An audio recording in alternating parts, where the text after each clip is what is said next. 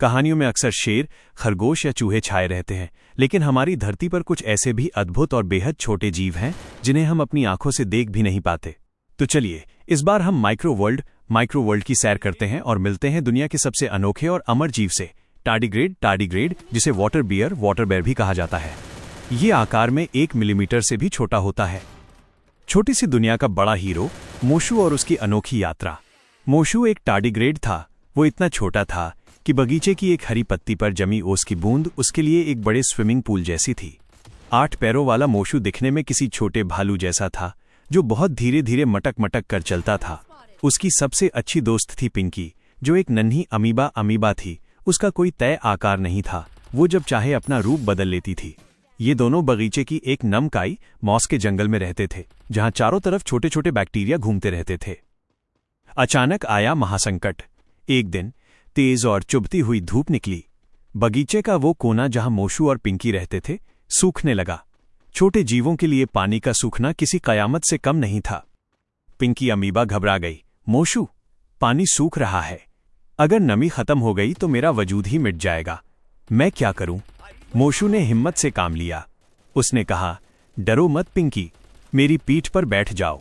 हम उस बड़े पत्थर की छांव में चलेंगे जहां अभी भी नमी है। मोशु की सुपर पावर। रास्ता बहुत लंबा और सूखा था। चलते चलते पानी की आखिरी बूंद भी सूख गई। पिंकी कमजोरी के कारण बेहोश होने लगी। तभी मोशु ने अपनी जादुई कला दिखाई, जिसे विज्ञान की भाषा में क्रिप्टोबायोसिस कहते हैं। मोशु का ट्रांसफॉर्मेशन।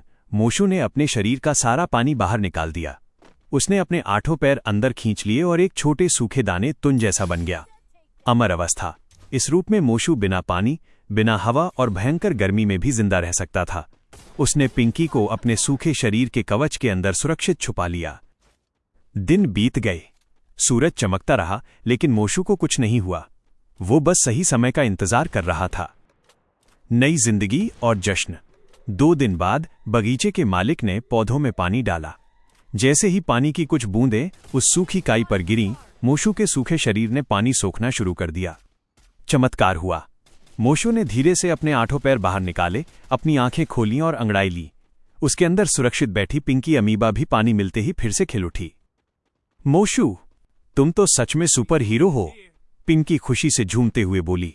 मोशु मुस्कुराया और धीरे से रेंगते हुए बोला, हम भले ही इस दुनिया के सबसे छोटे जीव हैं पिंकी, लेकिन कुदरत ने हमें सबसे मजबूत बनाया है।